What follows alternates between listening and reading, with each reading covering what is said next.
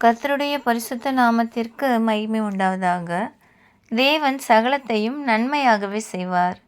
இப்பொழுது உங்களுக்கு இருக்கும் நிலைமை எப்படி இருந்தாலும் அதை மகிழ்வாய் ஏற்றுக்கொள்ளுங்கள்.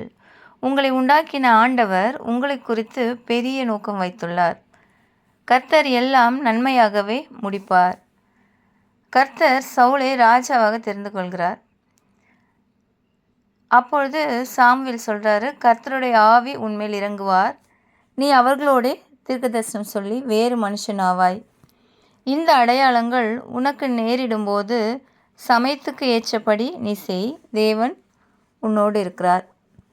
சவுல் ராஜாவான பின்பு ஜனங்கள் நடுவே சென்றபோது எல்லா ஜனங்களும் அவன் தோளுக்கு கீழாய் இருக்கத்தக்க உயரமாயிருந்தார்கள். அப்பொழுது சாமுவேல் எல்லா ஜனங்களையும் நோக்கி, கர்த்தர் தெரிந்து கொண்டவனை பாருங்கள், சமஸ்த ஜனங்களுக்குள்ளும் அவனுக்கு சமமானவன் இல்லை. அப்பொழுது ஜனங்கள் ஆர்ப்பரித்து ராஜா வாழ்க என்றார்கள்.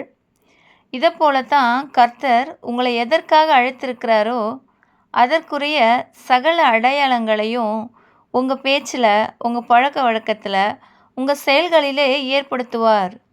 உங்கள் எதிர்கால திட்டத்துக்காக உங்களை அழைத்தவர் நீங்கள் அறிந்து கொள்ளும்படியான அடையாளங்களை உங்ககிட்ட ஏற்படுத்துவார்.